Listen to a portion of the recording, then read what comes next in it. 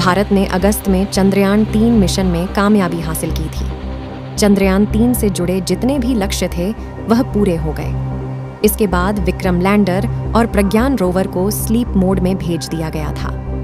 चांद पर सुबह होने के बाद अब फिर इन्हें जगाने की कोशिश हो रही है।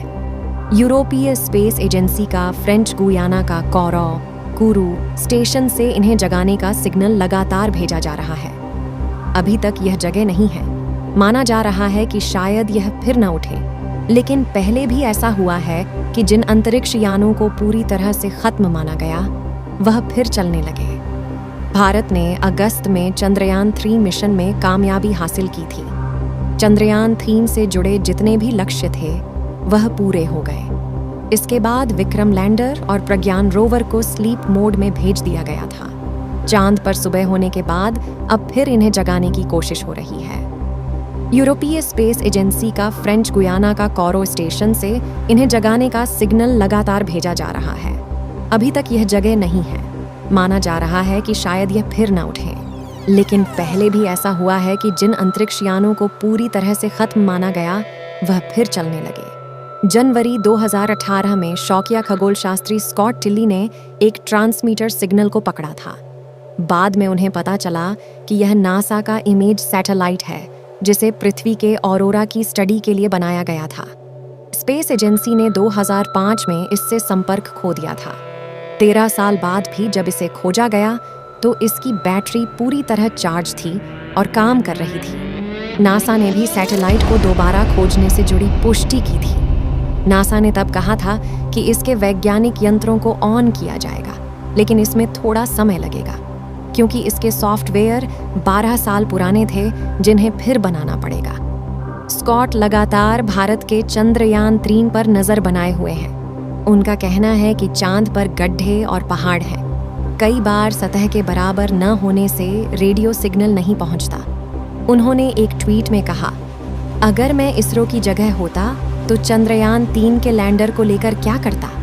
मैं अगले चंद्र दिवस तक सिग्नल भेजता रहता। चंद्र रात्रि के बाद सुबह फिर सिग्नल भेजता। इस थोड़े से प्रयास से बड़ा लाभ मिल सकता है।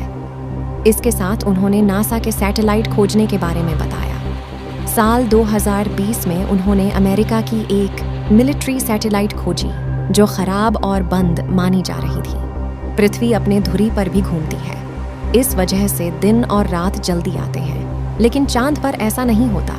चांद अपने धुरी पर नहीं घूमता, सिर्फ पृथ्वी का चक्कर लगाता है। इसी कारण हमें इसका एक ही हिस्सा दिखता है। जब चांद पृथ्वी से चमकता दिखे तो उस जगह वहां सुबह होती है।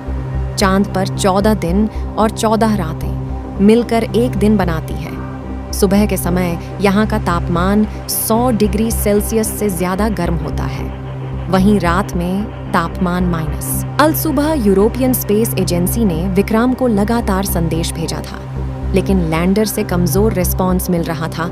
यानी उसके पास से जिस तरह की ताकतवर रेडियो फ्रिक्वेंसी आनी चाहिए वो नहीं आ रही थी। विक्रम 2268 मेगाहर्ट्ज का रेडियो उत्सर्जन कर रहा था। यह एक कमजोर बैंड है। चंद्रयान लगातार ऑन ऑफ सिग्नल भेज रहा था। चांद से आ रहे सिग्नल कभी स्थिर थे, कभी नहीं। विक्रम का ट्रांसपॉन्डर RX फ्रिक्वेंसी का है। उसे 242C21 की दर की फ्रिक्वेंसी पर काम करना चाहिए, लेकिन वह 2268 मेगाहर्ट्ज का सिग्नल दे रहा है। शिव शक्ति पॉइंट पर इस समय दिन है। शिव शक्ति पॉइंट पर सूरज की रोशनी 13 डिग्री पर पड़ रही है। इस एंगल की शुरुआत 0 डिग्री से 13 पर आकर खत्म हो गई। यानी सूरज की रोशनी विक्रम लैंडर और प्रज्ञान रोवर पर टेढ़ी पड़ रही है। 6 से 9 डिग्री एंगल पर सूरज की रोशनी इतनी ऊर्जा देने की क्षमता रखता है कि विक्रम नींद से जाग जाए। अगर नहीं जग रहे हैं तो उनके अंदर किसी तरह की तकनीकी दिक्कत आ चुकी है। ये बात तो तय है कि अगर विक्रम लैंडर और प्रज्ञान रोवर अगर जग गए और काम करना शुरू कर दिया तो ये इसरो के लिए बोनस होगा। केने कोशिश करेगा। चंद्रयान 3 से जुड़ी खबर को जानने के लिए वीडियो को लाइक और चैनल को सब्सक्राइब करें।